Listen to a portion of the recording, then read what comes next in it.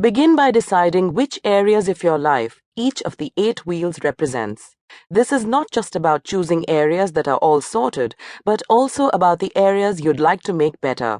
Here are some ideas for areas you might include: career and life purpose, finances and money, home and environment, health and well-being, leisure and social time, relationships and friends, spirituality and religion, creativity and inspiration, travel and adventure, personal style and fashion. These are just suggestions. You'll know better than anyone what areas to include on your list. Use the 8 lines at the bottom of the tree to label each of the wheels so you know what areas of your life they relate to. Now's your chance to consider just how well each area is actually working.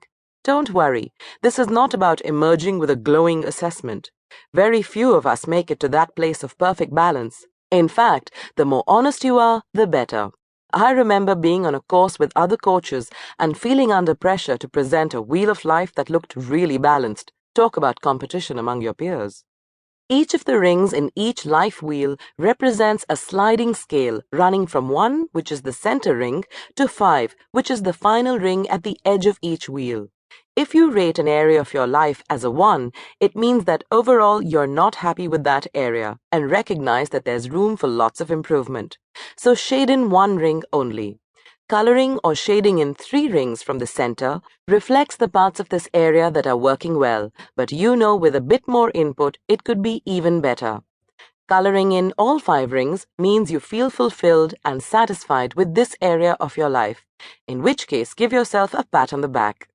By the way, have you noticed how relaxing coloring is and how it actually slows you down? As you color or shade in each life wheel, be honest. Remember, this is for your eyes only. Your tree will quickly identify the areas not getting as much attention as you'd like and the areas that are working just fine. Right now, you might want to ask yourself, what actions can I take to regain balance? Is your tree full of color or lacking in a particular color? Would you consider this a tree in the winter of its life, a tree in its autumn, or a tree in full bloom? What does each wheel tell you about the overall health of that area of your life right now? Write a list of actions for each wheel that will help you improve the quality of each area. It's a good idea to focus on one area at a time so you don't get overwhelmed. As you make progress, don't forget to color in another ring. You can complete a new Wheel of Life tree in 3 or 6 months' time to see how your tree may have changed. In the midst of winter, I finally learned that there was in me an invincible summer. Albert Camus, winner of the Nobel Prize in Literature, 1957. Here's an idea for you. Pick an area of your life you'd like to improve and describe what it would look like, feel like, sound or smell like if it was operating at its best. Now assess that area by giving yourself a score on a scale of 0 to 10, with 10 representing this area working at its best and 0 representing it at its worst. Focus on the gap between where you are and where you want to be, and brainstorm a list of actions that will move you closer towards a 10. Take one action in the next 24 hours. How did it go? Question.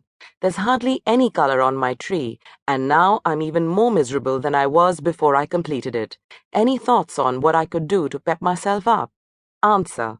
I know it can feel disheartening, but at least now you're fully aware and engaged with what isn't working, and you're in a great position to do something about it.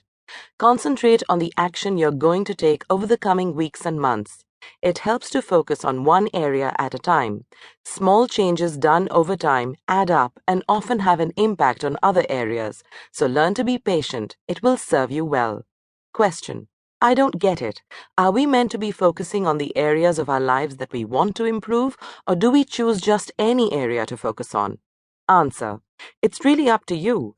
If there are 8 areas you want to improve, then go for it. However, it may be more rewarding to also include areas that are working well. Positive reinforcement is good.